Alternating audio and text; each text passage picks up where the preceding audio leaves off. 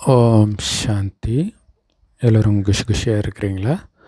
4/3/2026 சக்கர முரளி பாப்தாதா சொல்கிறாங்க, இனிமையான குழந்தைகளே, உங்களுடைய வேலையே மனிதர்களை எழுப்பி முக்தி ஜீவன் முக்திக்கான வழியை சொல்கிறது தான்.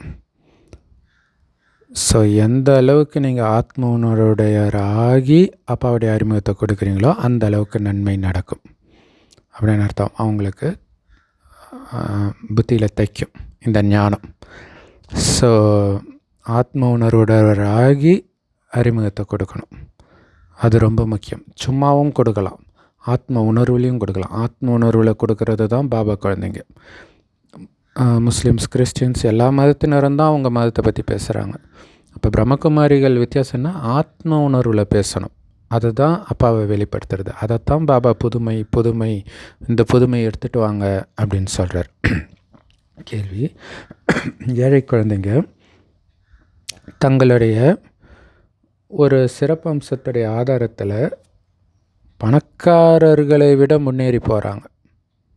ஒரு விசேஷத்தின் ஆதாரத்தில் அது என்ன? பதில்: ஏழைகளுக்கு தானம் புண்ணிய காரியங்கள் செய்கிறதுல ரொம்ப நம்பிக்கை இருக்கும், பாவனை இருக்கும். இல்லை, நிறைய பக்தி ஏழைகள் தான் பண்ணுவாங்க. நீங்கள் கிராமத்தெல்லாம் போய் பார்த்தீங்கன்னா தெரியும், வெறித்தனமாக இருக்கும் பக்தி. அந்த தீச்சட்டி தூக்குறது, நெருப்பில் நடக்கிறது, காவடி தூக்குறது, அடகு குத்துறது பயங்கரமாக இருக்கும் இல்லையா? ஏன்னா அவங்க அவ்வளோ சிரத்தையோடு பண்ணுவாங்க, பக்தியை ஈடுபாட்டோடு பண்ணுவாங்க ஏழைகள். தானம் புண்ணியம் பண்ணுறது எல்லாமே. ஸோ அதனால் காட்சிகள் கூட ஏழைகளுக்கு தான் கிடைக்கிது.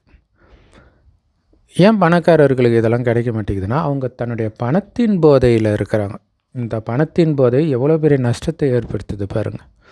அதனால தான் ஏழையாக பிறக்கிறவன் பாக்கியவான் அப்படின்ட்டு இயேசு சொல்லியிருப்பார். அதனால் கலியுகத்தின் இறுதியில் காசு இருந்துச்சுன்னா எவ்வளோ பாவம் செய்வாங்கன்றது இன்றைக்கி பார்க்குறோம். எப்ஸ்டீன் ஃபைல்ஸில் என்னென்னலாம் நடந்துச்சு அப்படின்ட்டு. ஸோ அதனால் ஏழை குழந்தைங்க அவங்களோட வேகமாக முன்னேறி போகிறாங்க. ஒன்று, பாவம் அவங்க நினைத்தாலும் பண்ண முடியாது, காசு இருந்தால் தான் பாவம் பண்ண முடியும், அதுக்கு கூட காசு வேணும் இல்லையா? அடுத்தது இந்த பாவனை இருக்கும், அதை அப்படியே ஞானம் எடுத்த உடனே ஞானத்தை தானம் பண்ணுறதில் காட்டிடுவாங்க.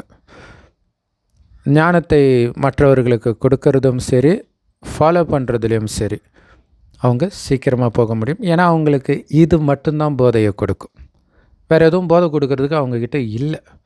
ஆனால் பணக்காரர்களுக்கு பேர், புகழ், பணம், இந்த போதையிலிருந்து அவங்க தெளிகிறது ரொம்ப ரொம்ப கஷ்டம். ஸோ அதனால் ஏழைகள் ஈஸியாக போயிடலாம் அப்படிங்கிற செம சூப்பர் இல்லையா? நேற்று பந்தனத்தில் உள்ள தாய்மார்கள் ஈஸியாக முன்னாடி வருவாங்கன்னு சொன்னார். அடிக்க பாபா எனக்காக தானே அடிக்கிறீங்க, சரி உங்களை தானே நினைக்கிறேன்ட்டு சந்தோஷமாக இருப்பாங்க அப்படின்னு சொன்னார். அதேமாதிரி கிச்சன் சேவாதாரிகள் இல்லையா, அவங்க பெரும்பாலும் கிச்சனில் அந்த ஞானத்தை சொல்ல முடியாதவர்களை தான் போட்டிருப்பாங்க. ஸோ அப்போ ஆனால் அவங்க ஞானம் சொல்கிறவங்களோட முன்னாடி போக முடியுன்றார். ஏன்னா அவங்க எப்படியும் யாருக்கும் துக்கம் கொடுக்க மாட்டாங்க, எல்லோரையும் திருப்திப்படுத்துவாங்க, எல்லோருடைய ஆசீர்வாதமும் கிடைக்கும், அதனால் உயர்ந்த பதவி அடைவாங்கன்றார். ஸோ இது என்ன மாதிரி ஞானம் இல்லையா? ஸோ ரொம்ப எச்சரிக்கையாக இருக்கணும். பணம் இருந்தால் மட்டும் இல்லை, இந்த ஞானம் பக்காவாக இருக்கிறவங்களும் ரொம்ப எச்சரிக்கையாக இருக்கணும். ஏன்னா அதுவே விழ வச்சிடும் அந்த அபிமானமே. பாடல்: ஓம் நம சிவாய. ஓம் சாந்தி. தாயும் நீயே, தந்தையும் நீயே, நாங்கள் உங்களுடைய குழந்தைங்க. ஸோ இது கண்டிப்பாக பரமாத்மாவுக்கு மட்டுமே உரிய மகிமை. தாயும் தந்தையுமாக வேறு யார் இருக்க முடியும்? ரொம்ப தெளிவான மகிமை இது, கரெக்டாக பொருந்தது. ஏன்னா அவர் தான் படைக்கக்கூடியவர். லௌகீக தாய் தந்தை கூட அந்த எல்லைக்குட்பட்ட குழந்தைங்களை படைக்கிறாங்க, பரலௌகீக தந்தையும் படைப்பவர்னு தான் சொல்கிறோம்.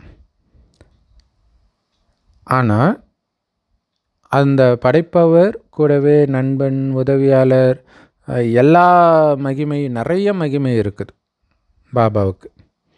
லௌகிக தந்தைக்கு அந்த அளவுக்குலாம் மகிமை கிடையாது. பரமபிதா பரமாத்மாவுடைய மகிமை தனிப்பட்டது. ஸோ இது புரியாமல் பெற்றவங்க தாண்டா தெய்வம், வேறு எங்கடா தெய்வம்னாங்கன்னா அவங்களுக்கு புரியல, என்ன பேசுகிறாங்கன்னே அவங்களுக்கு புரியல. ஞான கடல் அப்படின்னு குழந்தைகளாகிய நாமளும் அந்த தந்தையுடைய மகிமை தான் பாடுறோம். அதிலே எல்லா ஞானமும் வந்துடுது. ஞானம் சரீர நிர்வாகத்துக்கான படிப்பு கிடையாது. ஏன்னா இன்றைக்கி எல்லாத்தையும் ஞானம்னு சொல்லிடுறாங்க இல்லையா. சரீர நிர்வாகத்துக்கான படிப்பை ஞானம்னு சொல்லலை. ஆத்மாவுடைய வருமானத்துக்கான படிப்பு இது. அதை கொடுப்பவரைத்தான் ஞானக்கடல், நாலேஜ்ஃபுல் அப்படின்னு சொல்லப்படுது. அப்படின்னா என்ன அர்த்தம்? அப்போ கண்டிப்பாக அவர்கிட்ட ஞானம் இருக்குது. ஆனால் எதை பற்றிய ஞானம்? இந்த சிருஷ்டி சக்கரம் எப்படி சுற்றுதுங்கிற ஞானம். அதனால தான் அவரை ஞானக்கடல், பதித்த பாவனர்னு சொல்கிறோம் இல்லையா. ஆரம்பத்தில் நீங்கள் எப்படி இருந்தீங்கன்னு சொல்லி சொல்லி சொல்லி சொல்லி அந்த ஆரம்ப ஸ்டேஜுக்கு நம்மளை அழைச்சிட்டு போகிறார், தூய்மை ஆக்குறார் இல்லையா. அந்த ஏணிப்படி சித்திரத்தை நினச்சாலே போதை வருன்றார். 84 பிறவி எடுத்து கீழே இருந்து மறுபடியும் மேலே போகிறோன்றது அந்த போதையை கொடுக்குன்றார். கிருஷ்ணரை ஒருபோதும் பதித்த பாவனர்னும் சொல்ல முடியாது, ஞான கடல்னும் சொல்ல முடியாது. அவருடைய மகிமை தனி. ஸோ 2 பேருமே பாரத நிவாசிகள் தான்.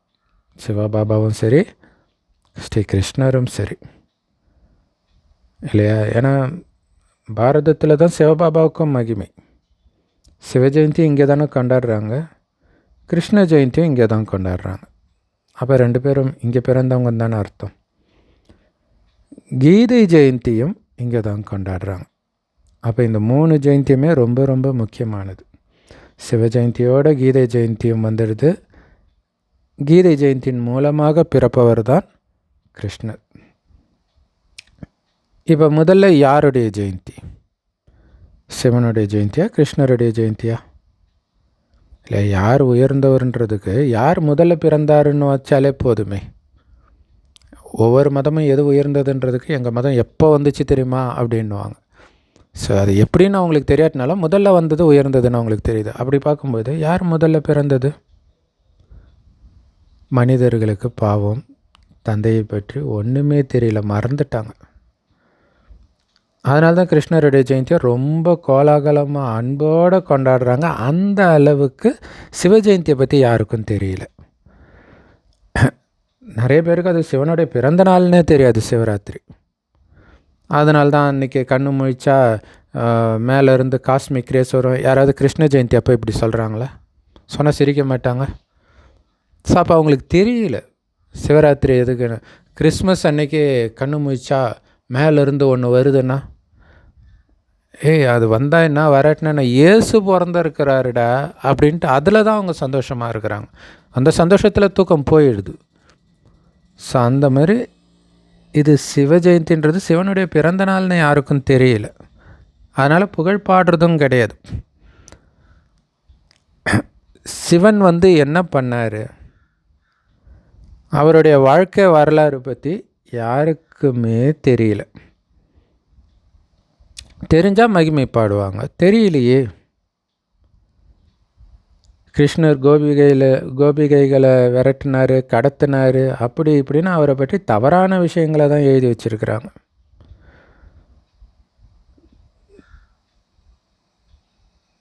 ஸோ கிருஷ்ணருடைய வரலாறை பற்றி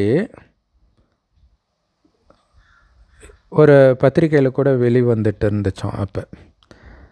ஆனால் சிவனுடைய சரித்திரத்தை பற்றி எந்த பத்திரிகையிலையும் வர்றது இல்லையே. அதாவது ஒரு பத்திரிகையிலையாவது கிருஷ்ணருடைய வரலாறு வந்துக்கிட்டே இருக்கும் இல்லையா. நிறைய புஸ்தகங்கள் இருக்குதுன்னு நினைக்கிறோம். கோகுலம், ராமகிருஷ்ண விஜயம், இந்த மாதிரி நிறையா இருக்குது கிருஷ்ணரை பற்றி.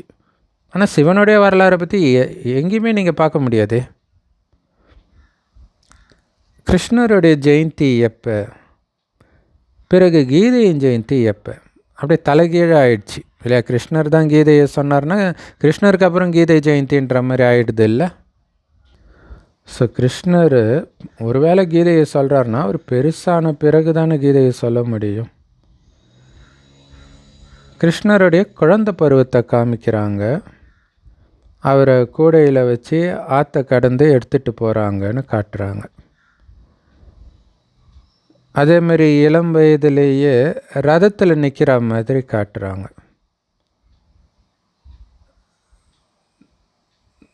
அந்த சுதர்ஷன சக்கரத்தை சுற்றுறாரு அப்படின்னு காட்டுறாங்க.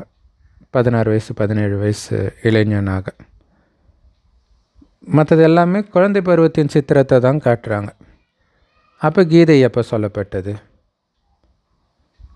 ஸோ இவரை விரட்டினார், இதை பண்ணார் அப்படின்னு சொல்கிறாங்களே, அந்த நேரத்தில் கண்டிப்பாக கீதையை சொல்லியிருக்க முடியாது. ஏன்னா கீதை ஞானத்துக்கும் அதுக்கும் சம்மந்தமே இருக்காது. அப்படியே ஆப்போசிட்டாக இருக்கும். பெண்களுடைய உடையை எடுக்கிறாருன்னு இங்கே வருது, அங்கே காம மகாசத்ருன்றார். எப்படி ரெண்டும் ஒன்றா வர முடியும்? அதான் சொல்கிறார், அந்த நேரத்தில் சொல்லியிருக்க முடியாது. அவங்க போக்கிலே புரிய வைக்கிறார், பக்தி மார்க்கத்தின் போக்கிலே. அது உண்மையினே நீங்கள் எடுத்துக்கிட்டிங்கன்னா இது பண்ணியிருக்க முடியாதுன்றார். அந்த நேரம் ஞானம் சொல்கிறது நல்லா இருக்கதே, டேய் நீ ஒழுங்காக உன் வேலையை பாடுறான்னுவாங்க இல்லையா? இப்போ சில பிரபலங்கள்லாம் அந்த பாலியல் குற்றத்தில் மாற்றும்போது அரசியலுக்கும் பெண்கள் பாதுகாப்பு உறுதி செய்யப்படும் போது நீ எப்படி அதை பேச முடியும்னு கேட்குறாங்கள்ல. அது மாதிரி கிருஷ்ணர் அந்த மாதிரி விஷயத்தை பெண்களை துரத்திட்டு காம மகாசத்ருன்னு எப்படி சொல்ல முடியும்? அது அழகாக இருக்கும். அப்போ ஒரு வயோதிக நிலை அடையும் போது சொல்லலாம் ஞானத்தை. ஸோ அப்போ கீதையை கூட கொஞ்ச காலத்துக்கு பிறகு தான் சொல்லியிருக்க முடியும். அந்த காரியங்கள் செய்யும்போது சொல்ல முடியாது. சரி, ஓகே. இப்போ சிவன் என்ன பண்ணார்? எதுவுமே தெரியாது. அறியாமைன்ற தூக்கத்தில் தூங்கிட்டு இருக்கிறாங்க. ஸோ அவங்கள தான் எழுப்பணும் இப்போ. ஸோ என்னோடய வாழ்க்கை வரலாறை பற்றி யாருக்குமே தெரியலன்னு பாபா சொல்கிறார். நான் என்ன பண்ணுறது? ஏதாவது வாழ்க்கை வரலாறு தப்பாக இருந்தால் கூட இது தப்புப்பா இப்படி கிடையாதுன்னு சொல்ல சுத்தமாருமே தெரியாது சிவனை பற்றி. அப்போ எவ்வளோ பெரிய சேலஞ்சு பாபாவுக்கு. நான் தாண்டா உங்கள் அப்பான்னு சொல்லணும், நான் எல்லா இடத்துலையும் இல்லைன்னு சொல்லணும். எவ்வளோ பெரிய கொடுமை இது. சொர்க்கத்தின் ஆஸ்தியை கொடுக்குறவர் கெஞ்ச வேண்டியதாக இருக்குது, நான் தான் உங்கள் அப்பா நம்புன்ட்டு. என்னத்தான் பதித்த பாவனர்னு சொல்கிறாங்க. ஸோ நான் வரனாலே என்னோட கீதையும் இருக்குது. அதுதான் பக்தியில் சிவன் தலையில் கங்கை இருக்கிறதா காட்டுறாங்க. கங்கைன்றது ஞான கங்கை, அதான் கீதை. நான் சாதாரண வயோதிகர் உடம்பில், அனுபவம் நிறைந்தவர் உடம்பில் வரேன் இல்லையா? ஏன்னா இந்த ஞானம் அப்போ தானே புரியும். ஒரு குழந்தை உடம்புல காமம் மகாசத்ருன்னா அந்த குழந்தைக்கு காமம்னா என்னன்னே தெரியலனா அந்த குழந்தை என்னத்தை புரிய வைக்கும்? அதனால தான் அனுபவம் நிறைந்தவர் உடம்பில் வர வேண்டியதாக இருக்குது. நீங்கள் பாரதத்தில் தான் சிவ ஜெயந்தி கொண்டாடுறீங்க. கிருஷ்ண ஜெயந்தி, கீதா ஜெயந்தி. ஸோ இந்த 3 ஜெயந்தியும் ரொம்ப முக்கியமான பண்டிகைகள். ஸோ தமிழ்நாட்டிலலாம் கீதா ஜெயந்தின்னு ஒன்று இருக்குன்னு கூட தெரியாது இல்லையா? ஸோ அதுக்கு பிறகு தான் ராமருடைய ஜெயந்தி வருது இல்லையா? திரேதாயுகத்தில் தான் ராமர் ஜெயந்தி வருது. இப்போ என்னென்ன நடக்குதோ அதுதான் பிற்காலத்தில் கொண்டாடப்படுது.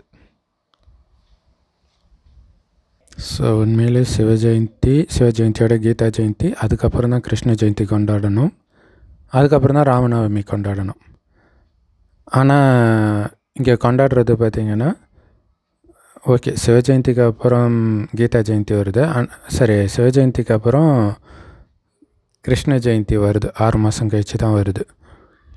ஆனால் அதுக்கு முன்னாடியே ராமநவமி வருது இல்லையா? அதோ இப்போ தான் சிவராத்திரி போச்சு, இதோ அடுத்த மாதம் ராமநவமி.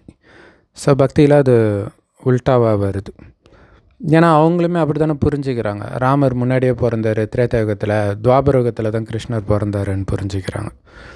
சரி,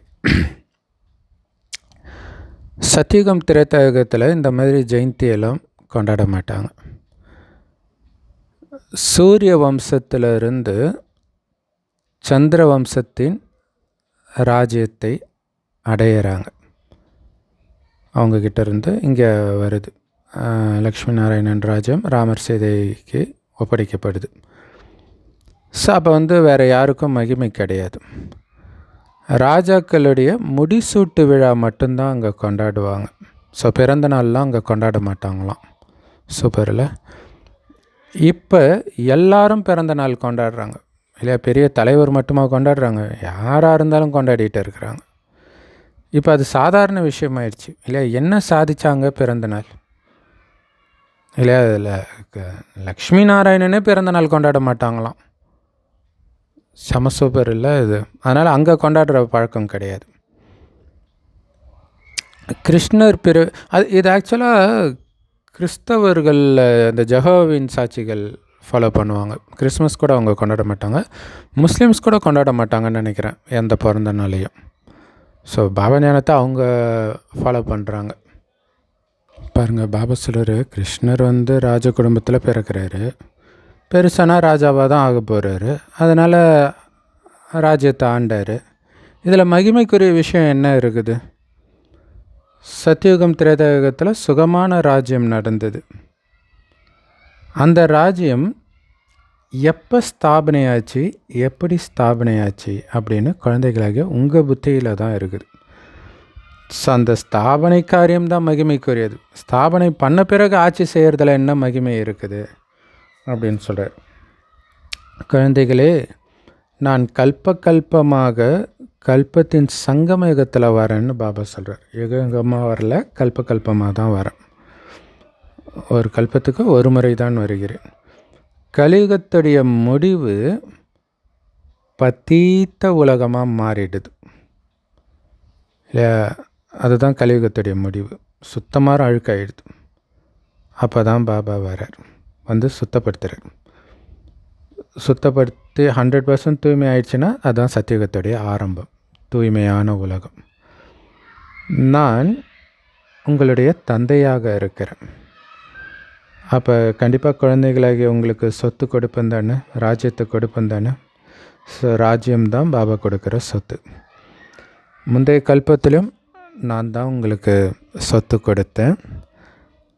அதனால தான் கொண்டாடி வந்தீங்க.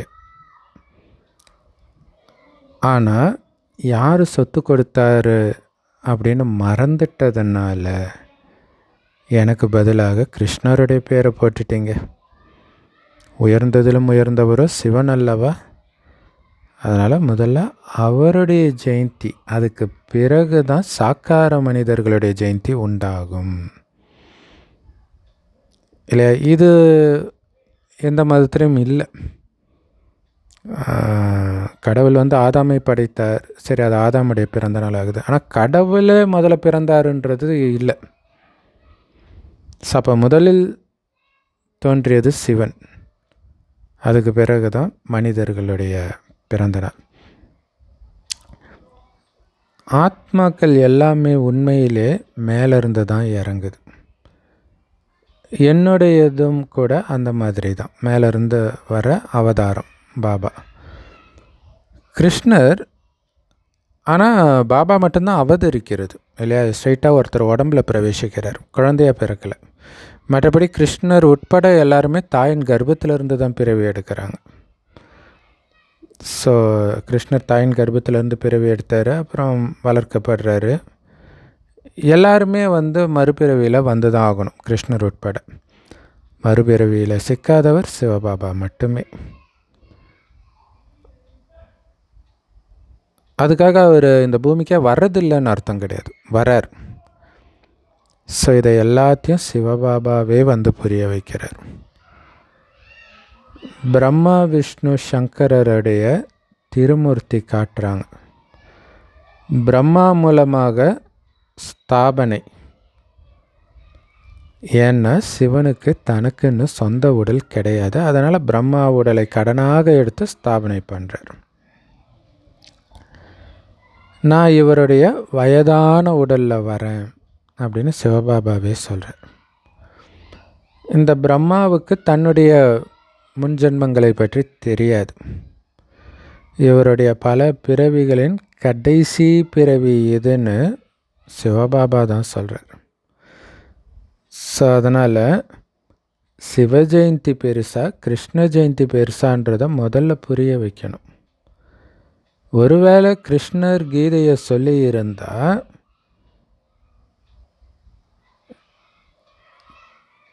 ஸ்ரீகிருஷ்ணர் பிறந்து பல வருடங்கள் கழித்து தான் கீதா ஜெயந்தி வந்திருக்கும். அதாவது கிருஷ்ணர் இளவயது ஆன பிறகு. ஸோ இதை புரிஞ்சுக்கணும் இல்லையா? ஆனால் உண்மையிலே சிவ ஜெயந்தியோட கூடவே வருது கீதா ஜெயந்தி. ஏன்னா பாபா வந்தவொடனே ஞானம் சொல்ல ஆரம்பிச்சிடுறார். ஸோ இந்த கருத்துக்களை புத்தியில் பதிய வைக்கணும். நிறைய கருத்துக்கள் பாபா கொடுத்துக்கிட்டே இருக்கிறார். இதை நீங்கள் நோட்ஸ் எடுத்துக்காமலும் ஞாபகம் வச்சுக்க முடியாது. ஸோ அதை நோட்ஸ் எடுத்து குறைஞ்சது ஒரு நாளைக்கு ஒரு 3-4 தடவை அதை பார்த்தீங்கன்னா தான் கொஞ்சமாவது அது மைண்டுக்குள்ளே பதியும். நீங்கள் ஜஸ்ட்டு முரளி கேட்குறதோட விட்டிங்கன்னா எதுவுமே ஞாபகம் இருக்காது. ஸோ பாபா அவ்வளோ பக்கத்தில் இருக்கிறார். அவருடைய ரதமாக பிரம்மா இருக்கிறார் இல்லையா? அப்போ பிரம்மா ஆத்மாவுக்கு பக்கத்திலேயே சிவபாபா இருக்கிறார். அப்படி இருந்தும் கூட எல்லா கருத்தும் சரியான நேரத்தில் பிரம்மாவுக்கே ஞாபகம் வர்றது கஷ்டமாக இருக்குதுன்று. அப்படி இருக்கும்போது மற்றவங்களுக்கு எப்படி ஞாபகம் இருக்கும்? ஸோ எல்லோருக்கும் அதனால் நோட்ஸ் எடுக்க சொல்கிறார். எல்லோருக்கும் 2 தந்தைகள் பற்றிய ரகசியத்தை புரிய வைங்கன்னு பாபா சொல்கிறார். சிவபாபாவுடைய ஜெயந்தியை கொண்டாடுறாங்க அப்படின்னாலே கண்டிப்பாக வந்திருப்பார் தானே. இப்போ கிறிஸ்து, புத்தர் இவங்கெல்லாம் வந்து அவங்களுடைய தர்மத்தை ஸ்தாபனை செய்கிறாங்க. ஸோ எப்படி கிறிஸ்து புத்தர்லாம் வந்து அவங்க தர்மத்தை ஸ்தாபனை பண்ணாங்களோ அதே மாதிரி தான் பாபாவும் வந்து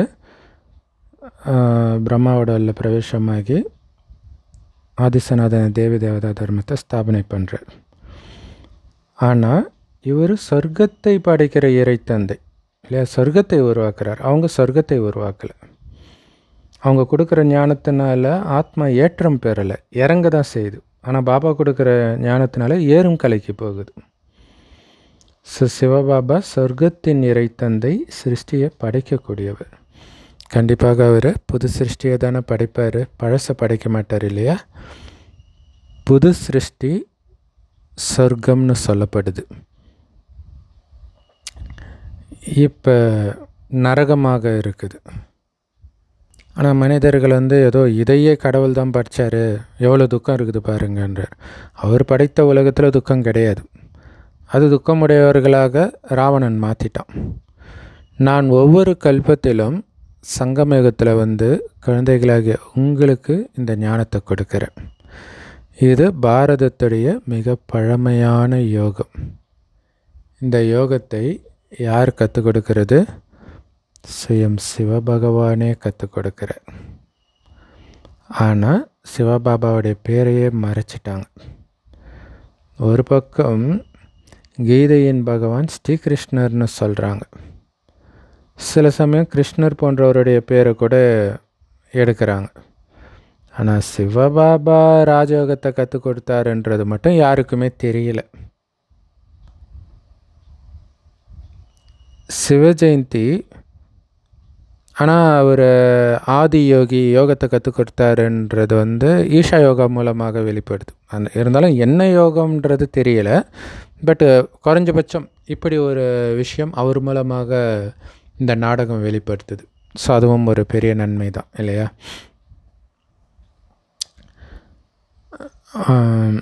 சிவ ஜெயந்தி நிராகாரருடைய ஜெயந்தி. ஆனால் அவங்களுக்கு நிராகாரர்னும் தெரியாது இல்லையா? சிவ ஜெயந்தியோ நிராகாரருடைய ஜெயந்தி அப்படின்னு காமிக்கிறாங்க. அவர் எப்போ வந்தார், வந்து என்ன செஞ்சார்?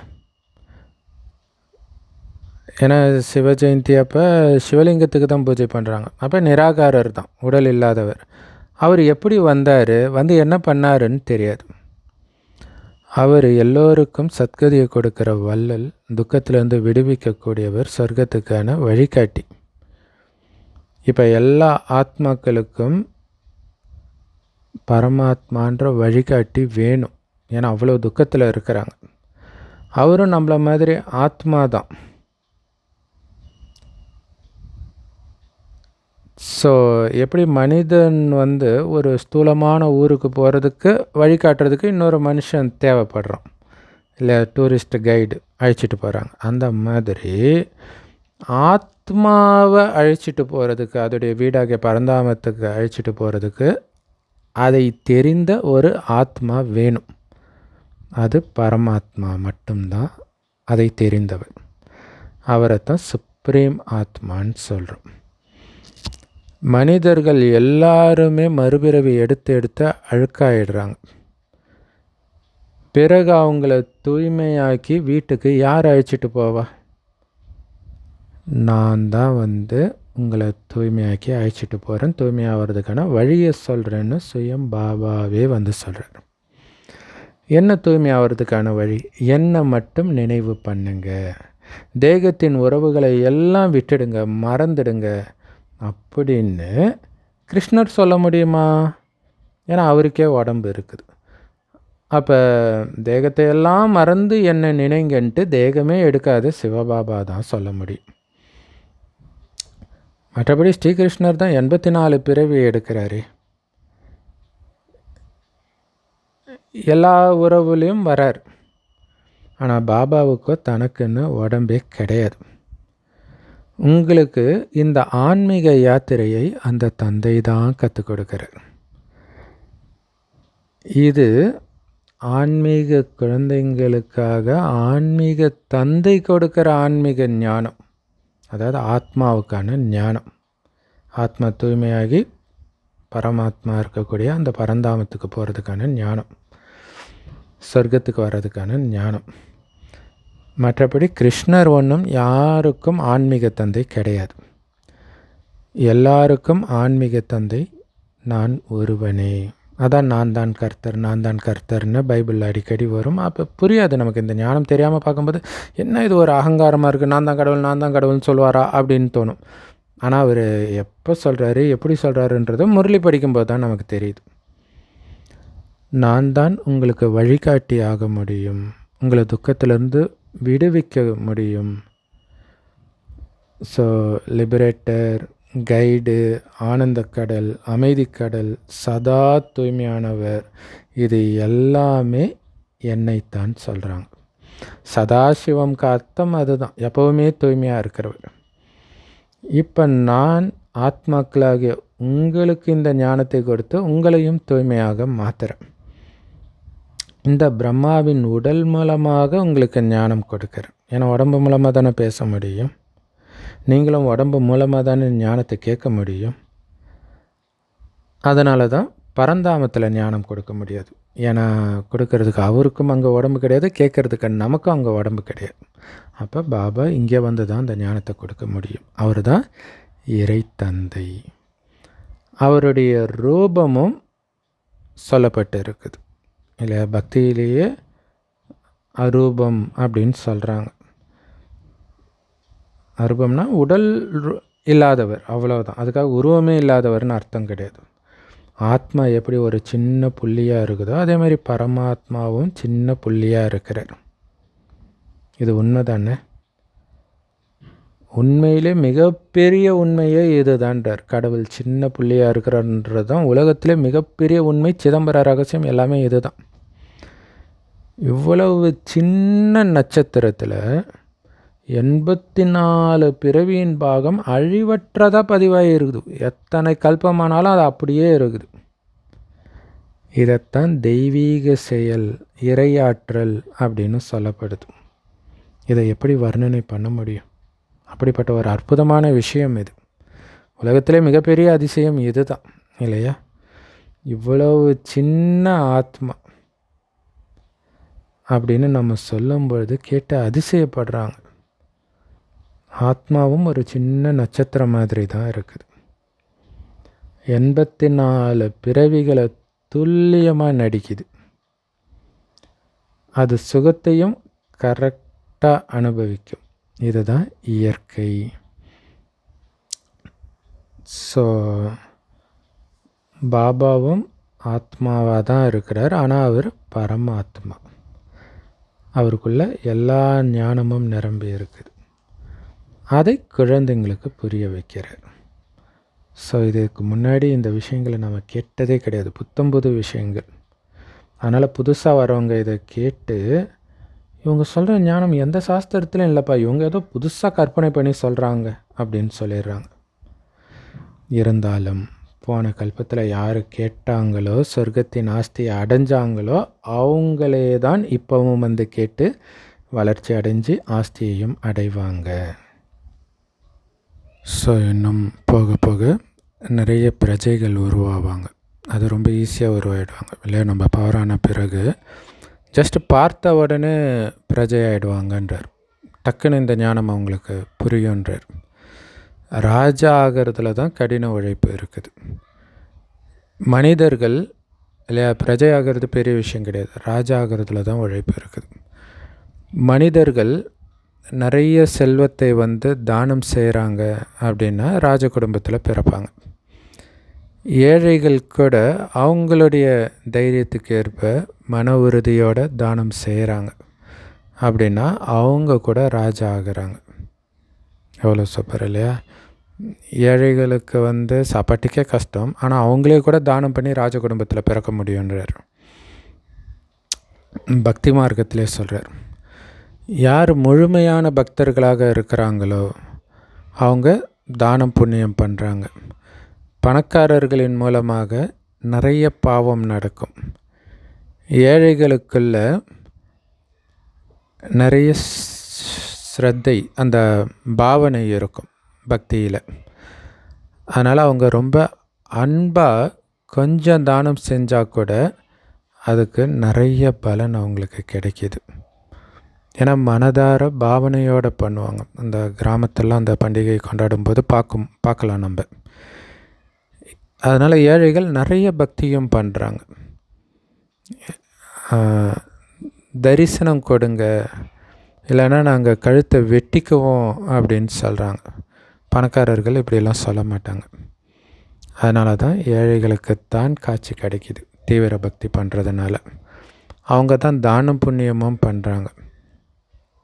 அவங்களே ராஜாக்களாகவும் ஆகிறாங்க. இந்த நாடகம் எப்படி உருவாகிருக்குது பார்த்தீங்களா? இப்போ ஏழையாக இருக்கிறவங்க இப்படி தான் ராஜா ஆகிறாங்க. பணம் இருக்கிறவங்களுக்கு அகங்காரம் இருக்கும். ஸோ இங்கே கூட ஏழைகளுக்குத்தான் 21 பிறவிகளுக்கான சுகம் இருக்குது. ஏன்னா ஏழைகளுக்கு வந்து அகங்காரத்தை அழிக்கிறதுக்கு கஷ்டப்பட தேவையில்லை. ஏன்னா ஏற்கனவே அவங்களுக்கு இருக்காது. ஏதோ ஒன்று இருந்தால் தான் நான் யார் தெரியுமான்னு இருக்கும். அவங்களுக்கு எதுவுமே இல்லை. இயல்பாகவே அவங்க பேசும்போதே தெரியும் இல்லையா? அந்த நம்ம வீட்டில் வேலை செய்கிறவங்களாம் வராங்கன்னா அவங்க பேசுகிறது நம்மளால் அதை இமிட்டேட் கூட பண்ண முடியாது. இயல்பாகவே அவங்களுக்கு அந்த பணிவுத்தன்மை இருக்கும். அதனால் அவங்க ஞானம் எடுத்தாங்கன்னா ஈஸியாக உயர்ந்த பதவியை அடைய முடியும். ஸோ இங்கே நிறைய பேர் ஏழைகள் தான் இல்லையா? பாபா குழந்தைகளாக பெரும்பான்மையானவர்கள் ஏழைகள் தான் இருப்பாங்க.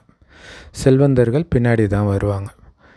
பாரதம் எவ்வளவு உயர்வாக இருந்தது, பிறகு எப்படி இவ்வளவு ஏழையாக மாறிச்சு அப்படின்றத புரிஞ்சுக்கிறீங்க. ஸோ பூகம்பம்லாம் ஏற்படும்போது எல்லா மாளிகைகளும் மண்ணுக்குள்ளே போயிடுச்சு. அப்போ என்ன ஆகிடுறாங்க? ஏழை ஆகிடுறாங்க. செமல்ல, ஒரு செகண்டு தான் பணக்காரனை ஏழையாக்கிறதுக்கு. பூகம்பம் வந்துச்சுன்னா காலி. இப்போ கூட நிறைய நாடுகளில் அதை பார்க்குறோம். ஸோ அப்படி தான் ஆச்சுன்றார். ராவண ராஜ்யம் ஆனதுனால ஐயோ ஐயோன்ற குரல் கேட்குது. பிறகு இந்த மாதிரி விஷயங்கள் இருக்க முடியாது. ஸோ இந்த ஐயோ ஐயோ கூக்குரல்லாம் இதோட கடைசி, இனிமேல்ட்டு இருக்காது. ஒவ்வொரு பொருளுக்கும் ஆயுள் இருக்குது. அங்கே மனிதர்களுடைய ஆயுள் அதிகமாக இருக்கும். அதே மாதிரி தான் அங்கே இருக்கக்கூடிய கட்டடங்களின் ஆயுள் கூட நீண்டதாக இருக்குன்றார். இங்கே 60 வருஷமோ ஏதோ தான் கவர்மெண்ட்டு ஃபிக்ஸ் பண்ணியிருக்கிறது. அதுக்கப்புறம் இடித்து கட்டணும். தங்கம், மார்பிள் இதனால் பெரிய பெரிய கட்டடங்கள் அங்கே உருவாக்குவாங்க. தங்கத்தினால் செய்கிறது இன்னும் வலிமையாக இருக்குன்றார். இப்போ நம்ம அதை நம்ம கற்பனைக்கே கிடையாது இல்லையா? தங்கத்தில் பில்டிங் கட்டுறதெல்லாம் நம்ம கற்பனைக்கே எட்டாத ஒரு விஷயமாக இருக்குது. ஆனால் பாபா சொல்கிறார் அது அவ்வளோ ஸ்ட்ராங்காக இருக்குன்றார். சண்டை நடக்குது, கட்டடங்கள்லாம் இடிஞ்சு விழுது, அப்படியெல்லாம் நாடகத்தில் காட்டுறாங்க. மறுபடியும் அதே நாடகத்தை பார்க்கும்போது மறுபடியும் பார்த்திங்கன்னா அதே பில்டிங் இருக்கிறத காட்டுறாங்க. ஸோ அந்த மாதிரி உருவாக்கி இருக்கிறாங்க. ஸோ அந்த மாதிரி தான் இந்த நாடகம் 5-6 வருஷ நாடகம் கூட மீண்டும் அனைத்தும் உருவாகும். ஸோ யார் சொர்க்கத்தில் மாளிகைகள் இதெல்லாம் உருவாக்குறாங்களோ அதை மேஸ்திரி வச்சு கட்டுற மாதிரி காட்ட மாட்டாங்க இல்லையா? இந்த புராண கதையெல்லாம் பார்த்திங்கன்னா ஏதோ ஒரு நல்ல பேர் வரும். அவர் தான் விஸ்வகர்மான்னு நினைக்கிறேன். அவர் டக்குன்னு உருவாக்கிடுவார், மந்திரகாளி போட்டு உருவான மாதிரி அப்படி காட்டுவாங்க. இன்னும் போக போக உங்களுக்கு காட்சிகள் கிடைக்கும். இந்த விஷயங்களோடு குழந்தைங்களுக்கு சம்பந்தம் கிடையாது. குழந்தைங்க படிப்பை படிக்கணும் இல்லையா? காட்சி பார்க்குறது நம்மளுடைய லட்சியம் கிடையாது. நம்ம அதுக்கு தகுதி அடையணும். அது காட்சின்னு நாடகப்படி அது நடக்கும், அவ்வளோதான். அதுவே நம்ம லட்சியம் கிடையாது. நம்ம படிப்பை நல்லா படித்து தாரணை பண்ணணும், சொர்க்கத்துக்கு அதிபதியாகணும். ஏன்னா சொர்க்கமும் நரகமும் பல முறை கடந்து போயிருக்குது. இப்போவும் ரெண்டும் கடந்து போயிருக்குது. இப்போ சங்கமத்தில் இருக்கிறோம். சத்தியுகத்தில் இந்த ஞானம் இருக்காது. இப்போ மட்டும்தான் முழு ஞானம் குழந்தைங்களுக்கு கிடைக்கிது.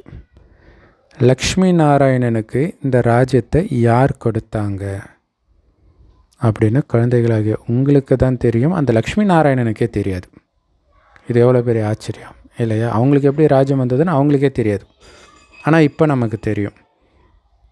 இவங்க எப்படி இந்த சொர்க்க ராஜ்யத்தை அடைஞ்சாங்க. இந்த சங்கமயுகத்தில் இந்த படிப்பை படித்து சொர்க்கத்துக்கு அதிபதி ஆகிறாங்க. பிறகு அங்கே போய் மாளிகையெல்லாம் கட்டுறாங்க. ஸோ இங்கே கூட பாருங்கள், டாக்டர்ஸ் பெரிய பெரிய ஹாஸ்பிட்டல்ஸ் கட்டுறாங்க இல்லையா? பாபா குழந்தைகளாகியவங்களுக்கு ஒவ்வொரு நாளும் நல்ல நல்ல கருத்துக்களை சொல்லிக்கிட்டே இருக்கிறார். பாபா எவ்வளவு அன்பாக புரிய வைக்கிறாரோ அந்த மாதிரி நீங்களும் மனிதர்களை அன்பாக எழுப்பணும், அன்பாக வழிகாட்டணும். இதுதான் உங்களுடைய வேலையே. இங்கே தேக அபிமானமே இருக்கக்கூடாது. அதுக்கான அவசியமே கிடையாது இல்லையா? கடவுள் கொடுக்குற ஞானத்தை அப்படியே கொடுக்க போகிறீங்க. கடவுள் நம்மக்கிட்ட எப்படி அன்பாக இருக்கிறாரோ அதே மாதிரி அன்பாக இருக்க போகிறோம். இதுக்கு எதுக்கு நமக்கு அகங்காரம்?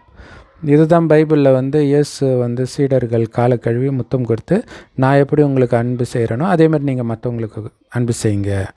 அவங்க ஸ்தூலமாக புரிஞ்சுக்கிறாங்க. ஆனால் அதோடைய அர்த்தம் என்ன? இப்போ பாபா நம்ம அன்பாக ஞானத்தை கொடுக்கறது, பணிவாக ஞானத்தை கொடுக்குறாருன்றதை அங்கே பணிவுன்றதை காலை கழுவி முத்தம் கொடுக்குறதா காட்டிடுறாங்க. ஸோ இதில் தேக அபிமானம் தேவை கிடையாது. பாபாவுக்கு ஒருபோதும் தேக உணர்வே ஏற்படாது. ஸோ உங்களுக்கு தான் ஆத்ம உணர்வு அடையிறதுக்கு முழுமையான உழைப்பு தேவைப்படுது. ஆத்ம உணர்வுடையவராகி பாபாவுடைய அறிமுகத்தை யார் கொடுக்குறாங்களோ அவங்க தான் பலருக்கு நன்மை செய்ய முடியும் இல்லையா? ஆத்ம உணர்வோடு கொடுக்கணும்.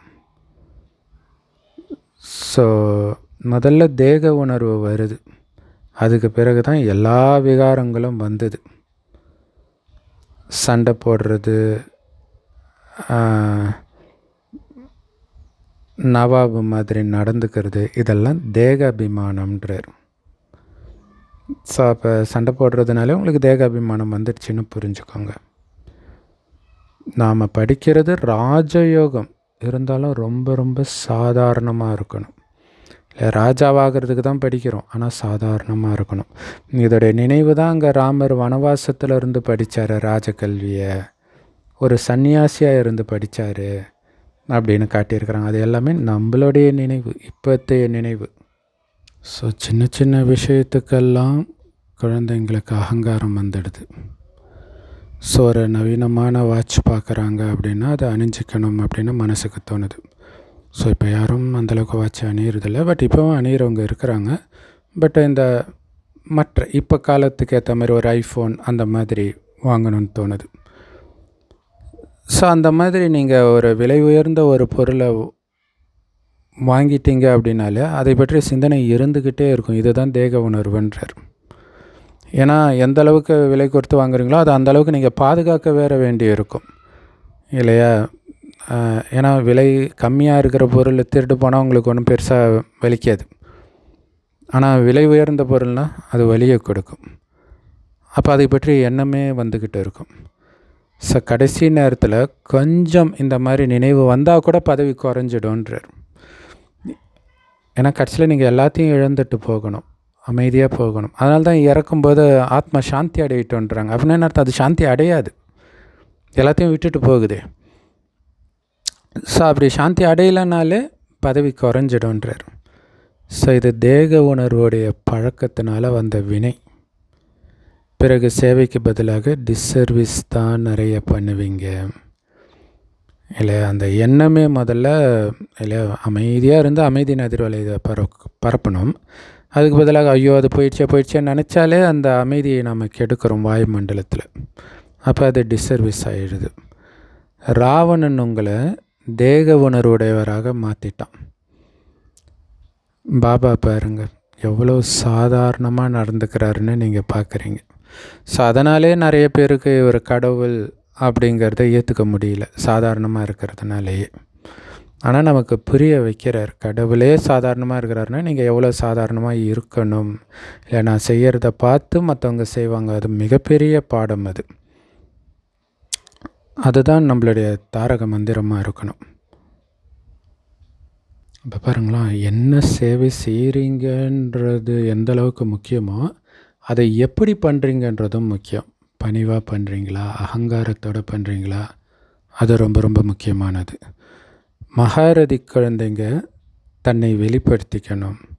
இங்கே தன்னை வெளிப்படுத்துறதுன்றது பாபாவே தெரியணும் உங்களை பார்க்கும்போது, உங்கள் நடத்தையில். ஸோ அப்போ ஞானம் எல்லாம் தெரியும், ஆனால் நான் யாருக்குமே சேவை செய்ய மாட்டேன்னு இருந்துடக்கூடாது. நான் வெறும் மனசா சேவை மட்டும் செஞ்சுக்கிறேன் அப்படின்னு. அதாவது வேறு வழி இல்லாமல் இருக்கிறது வேறு, பந்தனத்தில் இருக்கிறாங்க அவங்கள வெளியிலே விடலைன்றது வேறு. அப்படிலாம் எந்த தடையுமே இல்லாமல் சேவை செய்யாமல் இருக்கிறவங்க நிறைய பேர் இருக்கிறாங்க. ஸோ மகாரதி குழந்தைங்க தங்களை வெளிப்படுத்திக்கணும். மகாரதி குழந்தைங்களுக்குத்தான் நீங்கள் இங்கே போய் சொற்பொழிவாற்றுங்கள்ட்டு பாபா கூட லெட்டர் எழுதுவார். ஒரு சிலரை கூப்பிடுறாங்க, ஆனால் குழந்தைங்களுக்குள்ளே நிறைய தேக உணர்வு இருக்குது, நல்ல சூப்பராக சொற்பொழிவாட்டுறாங்க, ஆனால் தங்களுக்குள்ளே அந்த ஆன்மீக அன்பு இல்லை. தேக உணர்வு உப்பு தண்ணி மாதிரி ஆக்கிடுது. அதனால் ஏதாவது ஒரு சின்ன விஷயத்தில் டக்குன்னு கோபம் வந்துடுது. அப்படி இருக்கக்கூடாது இல்லையா? ஆத்மா மேலே அன்பு இருக்கணும். நம்மளை ட்ரிகர் பண்ணுறாங்கன்னா அந்த ஆத்மா பலகீனமாக இருக்குதுன்னு அவங்க மேலே கருணை தான் வரணுமே தவிர கோபம் வரக்கூடாது. ஸோ அதனால தான் பாபா சொல்கிறார், அந்த ஆன்மீக அன்பு இல்லை, ஆத்மான்ற அன்பு இல்லை, அதனால தான் உங்களுக்கு சின்ன விஷயத்தெல்லாம் கோபம் வருதுன்றார். யாராவது ஏதாவது கேட்கணுன்னா பாபா கிட்ட வந்து கேளுங்கன்னு பாபா சொல்கிறார். பாபா உங்களுக்கு எத்தனை குழந்தைங்கன்னு யாரோ கேட்டாங்களாம். ஸோ பாபா என்ன சொல்லுவார்? எண்ண முடியாத அளவுக்கு குழந்தைங்கன்னு பாபா சொல்லுவார். ஆனால் அதில் ஒரு சிலர் கெட்ட குழந்தைங்களாக இருக்கிறாங்க, ஒரு சிலர் மிக மிக நல்ல குழந்தைங்களாக இருக்கிறாங்க. ஸோ இப்படிப்பட்ட தந்தைக்கு கட்டளைக்கு கீழ்ப்படிந்தவராக உண்மையானவராக மாறணும் இல்லையா? இவ்வளோ அற்புதமான தந்தைக்கு குழந்தையாகி இருக்குன்னா அவர் சொல்கிறத அப்படியே ஃபாலோ பண்ணணும்ல. ஜென்ரலாக லௌகிக அப்பமாவே உன் நல்லதுக்கு தானே சொல்கிறேன்னுவாங்க, ஆனால் அது கூட நல்லதுக்காக இருக்கணும்னு அவசியம் கிடையாது. ஆனால் இந்த அப்பா சொல்கிறது கண்டிப்பாக நம்ம நன்மைக்கு தான் இருக்கும். அதனால் கண்டிப்பாக அதை ஃபாலோ பண்ணணும் இல்லையா? நல்லது. அற்புதமான முரளி கொடுத்த அன்பான தாய் தந்தை பாப்தாதாவுக்கு அன்பு நினைவுகள் மற்றும் காலை வணக்கம். பாபா சொல்கிறாங்க, தேக உணர்வில் எந்த விதமான ஃபேஷன் பக்கமும் புத்தி போயிடக்கூடாது. அலங்காரம் பண்ணிக்கிறது, அந்த மாதிரி விலை உயர்ந்த ஆடை போடுறது, இந்த மாதிரி அதிக ஆடம்பரம் கூடாது. ரொம்ப ரொம்ப சாதாரணமாக இருக்கணும். அதுக்காக பிச்சைக்கார மாதிரியும் இருக்கக்கூடாது, நடுத்தரமாக இருக்கணும். தங்களுக்குள்ள ரொம்ப ரொம்ப ஆன்மீக அன்போடு நடந்துக்கணும். ஒருபோதும் உப்பு தண்ணீர் மாதிரி ஆகக்கூடாது. பாபாவுக்கு நல்ல குழந்தையாகணும். அகங்காரத்தில் ஒருபோதும் வரக்கூடாது. வரதானம், உங்களுடைய பாக்கியம் மற்றும் பாக்கிய விதாதாவுடைய குணங்களை பாடக்கூடிய சதா மகிழ்ச்சி நிறைந்தவர் ஆகுங்கள். அதுக்கு விளக்கம், பிராமண குழந்தைங்க எல்லாருக்குமே எப்போ பிராமண ஜென்மம் எடுத்தோமோ அப்போதிலிருந்தே நமக்கு கிரீடம் கிடைக்கிது, சிம்மாசனம் கிடைக்கிது, திலகம் கிடைக்கிது. அது எல்லாமே நமக்கு பிறப்பு உரிமையாக கிடைக்கிது இல்லை? பிறந்தாலே இதெல்லாம் நமக்கு உரிமை, கிரீடம், சிம்மாசனம், திலகம். ஸோ அதனால் இந்த பாக்கியத்தின் ஜொலிக்கிற நட்சத்திரத்தை, அதாவது இந்த பாக்கிய நட்சத்திரத்தை பார்த்து உங்களுடைய பாக்கியம் மற்றும் பாக்கிய விதாதாவுடைய குணங்களை பாடிக்கிட்டே இருந்தீங்கனாலே குணங்கள் நிரம்பியவராக ஆகிடுவீங்க. ஸோ அதோடைய நினைவு தான் அங்கே பைபிளில் தாவீது கடவுளுடைய மகிமையை பாடினதாக சங்கீதம்ட்டு நிறைய பாட்டு இருக்கும். ஸோ எல்லாமே இப்போ இல்லையா, கடவுளுடைய குழந்தையாகி இருக்கிறேன். அதை நம்ம ஒரு வினாடியும் ஒரு பிரச்சனை வரும்போதும் நினைக்கலாம். ஏன்னா இதே பிரச்சனை பாபா குழந்தை ஆகலைன்னா நம்ம அசுர குணத்தை தூண்டி விட்டு இருக்கோம். அந்த அசுர குணத்தை அழித்து தெய்வீக குணத்தோடு அதை எதிர்கொள்கிறது பாபாவுடைய மகிமை இல்லையா? ஸோ அதனால் அந்த பாக்கியத்தின் ஜொலிக்கும் நட்சத்திரத்தை பார்த்துக்கிட்டே இருங்கன்றார் இல்லையா? அந்த ஆத்மாவே இப்போ பாக்கிய நட்சத்திரமாக மாறிடுச்சு. ஸோ அதை பார்த்து பார்த்து உங்களுடைய பாக்கியத்தை பாடுங்க. அந்த பாக்கியத்தை கொடுத்த வள்ளல் சிவபாபாவுடைய குணங்களை பாடிக்கிட்டே இருக்க இருக்க அது உங்களுடைய குணமாக மாறிடும் இல்லையா? பாபா அவர் என்ன பண்ணுறாரோ அதை பார்த்து நம்ம பண்ணணும். அப்போ அவர் என்ன பண்ணுறாருன்றதை திரும்ப திரும்ப நம்ம மனதுக்குள்ளே அசைப்போட போட தான் அது உங்களுடைய குணமாக மாறும். அதனால் உங்களுடைய பழைய பலவீனங்களின் குணங்களை பாடாதீங்க. நான் எப்படிப்பட்டவன் தெரியுமா, நான் மட்டும் பாபா குழந்தை ஆகலைன்னா என்ன பண்ணியிருப்பேன் தெரியுமா, அதெல்லாம் பாடாதீங்க. அதை அழிக்கிறதுக்கு தானே வந்திருக்கிறோம். ஸோ அதனால் பாக்கியத்தின் குணங்களை மட்டும் பாடிக்கிட்டே இருங்க. ஸோ அதனால் ஏன் எதுக்கு அப்படின்னு அந்த புலம்புற கேள்விக்கு அப்பாற்பட்டு இருங்க. எது நடந்தாலும் அதில் நன்மை இருக்குது. பாபா சொல்லியிருக்காரு இல்லையா, ஒன்றுத்தில் அந்த பாபா ஞானம் என்ன சொல்லுது அதை நினச்சி சந்தோஷப்படுங்க. அப்போ தான் சதா மகிழ்ச்சி நிறைந்தவராக இருக்கிறதுக்கான வரம் உங்களுக்கு பிராப்தியாகும். பிறகு நீங்கள் மற்றவர்களையும் ஈஸியாக மகிழ்ச்சிப்படுத்துவீங்க இல்லை? நீங்கள் மகிழ்ச்சியாக இருந்தால் தானே மற்றவங்கள மகிழ்ச்சிப்படுத்த முடியும். அப்போ நீங்கள் மகிழ்ச்சியாக இருக்கணும்னா உங்களுடைய பாக்கிய விதாதாவின் குணங்களை பாடிக்கிட்டே இருங்க அப்படின்னு பாபா சொல்கிறார். அதனால் கேள்வி கேட்குறது இதெல்லாம் எதையுமே பார்க்காதீங்கன்றார். ஸ்லோகன், ஏக்னாமி மற்றும் எக்னாமியுடன் நடந்துக்கிறது தான் பிராமண வாழ்க்கையின் வெற்றிக்கான ஆதாரமே இல்லையா? இங்கே நிறைய டெஸ்ட் பேப்பர் மாயன் புயல் வரும். கடக்கிறதுக்கான வழி என்ன? ஏக்னாமி, அந்த ஒருவரின் ரூபத்திலேயே மூழ்கி கிடக்கிறது. இதுதான் அங்கே நாம ஜபம்ன்ட்டு பக்தி மார்க்கத்தில் வருது இல்லையா? ராமநாம ஜபத்துக்கு அவ்வளோ மகிமைன்ட்டு நிறைய கதையெல்லாம் இருக்கும் இல்லையா? ஸோ அப்போ அது என்னென்னா அந்த ஒருவரின் பெயரிலேயே மூழ்கி இருக்கிறது. வேறு எதையுமே நினைக்காமல் இருக்கிறது தான் எக்கனாமின்றது இல்லையா? சிக்கனம், எண்ணத்தை கூட மற்ற விஷயங்களை செலவு பண்ணாமல் இருக்கிறது. இதுதான் பிராமண வாழ்க்கை வெற்றிகரமாக ஆகிறதுக்கான ஆதாரமே. அவ்யக்த இஷாரா, நிச்சயத்தின் அஸ்திவாரத்தை உறுதியாக்கி சதா பயமற்றவராக கவலையற்றவராக இருங்கள். சூப்பரான அவ்யக்த இஷாரா. நம்பிக்கை தான் உங்களை சதா கவலையற்றவராக இருக்குது. எல்லாமே நம்பிக்கை தான் அப்படின்னு அஞ்ஞானிகள் கூட சொல்லுவாங்க இல்லையா? யார் எந்த கவலையும் இல்லாத மனநிலையில் இருந்து ஒரு காரியத்தை செய்கிறாங்களோ அதில் கண்டிப்பாக வெற்றி இருக்கும்ன்றார். ஏன்னா கவலையற்ற மனநிலையில் தான் புத்தி நல்லா வேலை செய்யும், கரெக்டான முடிவு எடுக்கும் இல்லையா? கவலை இருந்தால் புத்தி வேலை செய்யாது. ஸோ அப்போ கரெக்டான முடிவு எடுக்கிறதுக்கான ஆதாரமே நிச்சய புத்தியும் கவலையற்ற மனநிலையும் தான் இல்லையா? கண்டிப்பாக வெற்றி கிடைக்கும் அப்படின்ற அந்த நிச்சய புத்தி இருந்தால் ஏன் கவலைப்பட போகிறோம்? ஸோ அப்போ இதில் யோசிக்கிறதுக்கான அவசியமே இருக்காது. ஸோ அப்படி இருக்கும்போது தான் ஒரு காரியம் வெற்றி அடையும். அதனால தான் வீண் விஷயத்தை நினைக்காதீங்கன்றார் இல்லையா? பாபா நினைவு சொர்க்கத்துக்கு போயிட்டு இருக்கிற அந்த போதையிலே இருங்க, உங்களுக்கு அந்த துக்கமான உலகமே கண்ணுக்கு தெரியாதுன்றார். செம powerful Murali. Love you Bob Dada. Thank you Bob Dada. குஷியாக இருங்க, குளிர்ச்சியாக இருங்க.